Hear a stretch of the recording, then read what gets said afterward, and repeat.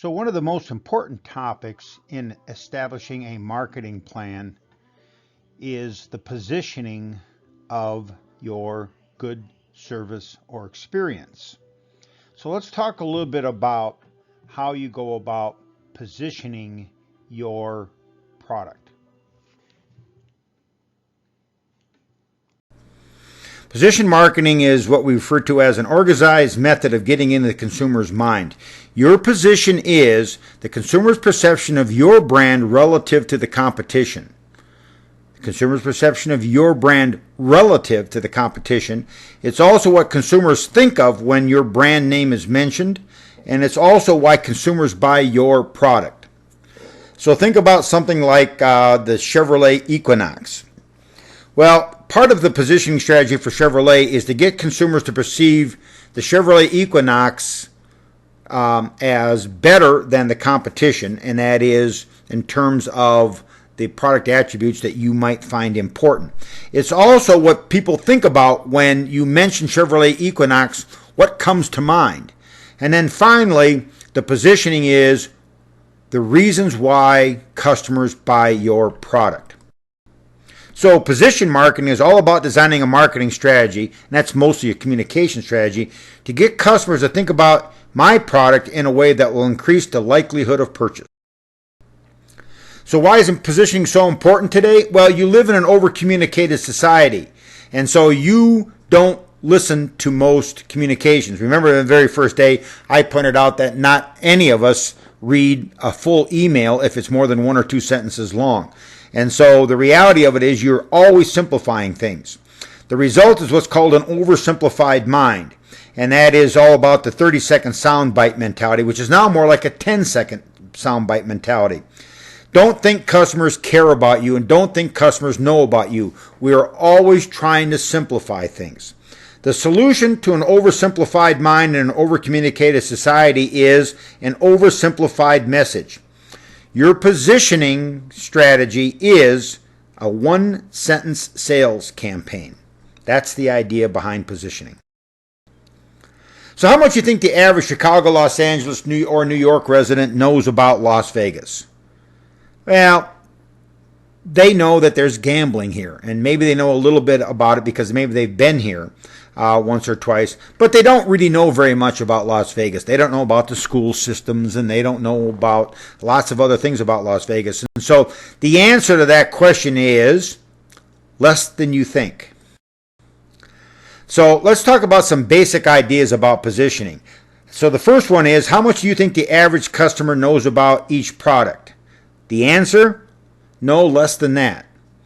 The second basic idea is understand that the competition's position is as important as yours. And that starts to go into the idea of the against position. What do we mean by this? Well, an example of this is the famous General Motors division called Cadillac. It used to be when I was a child that the Cadillac was the most expensive, the premier automobile in America. Well, that's no longer true today, right? We think of other cars as being maybe more prestigious and more higher quality than Cadillacs. For instance, we might be able to name a few: Mercedes, BMW, maybe even Audi, Lexus, Infiniti, Acura, and the list goes on and on and on. So one of the problems that Cadillac's had over the years is not so much that their product has changed, it's just that the competition has increased and upped the game. And Cadillac has not been able to respond to that. So the problem with Cadillac's position now in the marketplace is that they are no longer considered to be the premier automobile in the marketplace. And that's partially because other competitors have come into the marketplace and taken that position away from them. Third, and one of my favorite comments to all students who are studying marketing, and that is perception is reality in the mind of the consumer. So if a consumer perceives something to be true, it's true.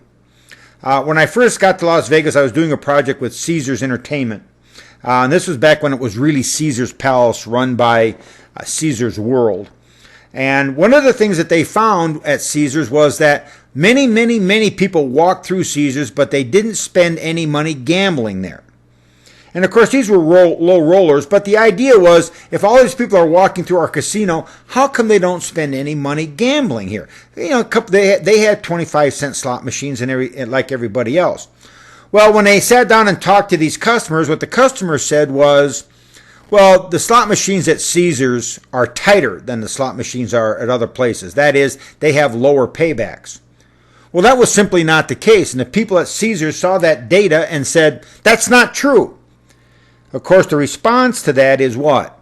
Well, it doesn't really make any difference if it's true or not. If people perceive it to be true, it's true until you can prove to them that it's not true. So the idea is, if you're going to do positioning, it's important to understand what people's current perceptions are, because unless you can change those perceptions, you can't change how they will position your product in their mind. Next, you can't appeal to everybody. You know, just as we talked about in segmentation, you can't appeal to every single customer in terms of how your product is positioned. So you can't be the highest quality, lowest price, most reliable, on and on and on. The truth is that you can't appeal to everyone, and so the way that you position your product in the marketplace has to be designed to appeal to a very specific crowd. And then finally, on this group of basic ideas, consistency of position is the key. You can't establish a position in the mind of a customer unless all of the 4 Ps are consistently pushing towards a particular position and you're willing to stay with that strategy for an extended period of time. You can't change your positioning and your marketing strategy every couple of days or every couple of months. Some more basic ideas. Some positions are not obtainable. That is, you can't say that we have the highest quality and the lowest price. Why don't customers believe that? Well, it's because we know that that's not the way things generally work.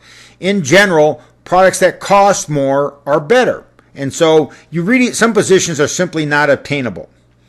Next, it's important that you identify how you are factually different, not in unobservable terms, but rather in the facts. My favorite example of this was in the 1990s when Burger King decided to develop a marketing campaign to try to take away some of McDonald's customers. And so they went in and they tried to identify how Burger King was factually different. And one of the things that they said they identified was that at Burger King, the burgers are flame broiled on a conveyor belt with a gas burner. And at McDonald's, the burgers were grilled.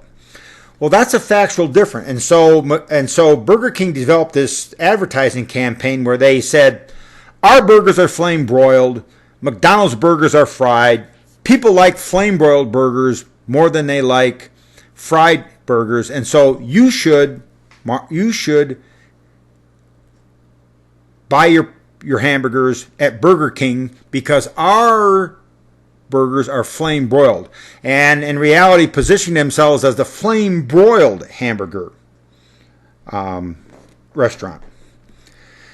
Now, McDonald's tried a number of things to try to combat this, but at the end of the day, that was a successful campaign because it was based on facts. Now, the easiest way to establish a position is to be first. The second easiest way, be second. The third easiest way, be third. Fourth easiest way, be fourth. The hardest way, be last. And so if you are a late entrant into a marketplace, it's going to take a little bit more time and effort and thought to establish a position and probably more marketing dollars.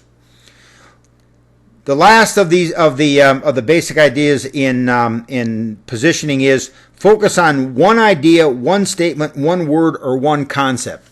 Flame broiled hamburgers. Our hamburgers are flame broiled.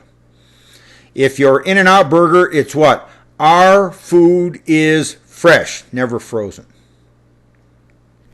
And so one idea, one statement, one word, one concept is the way to establish a positioning statement and a positioning slogan or communication for individuals.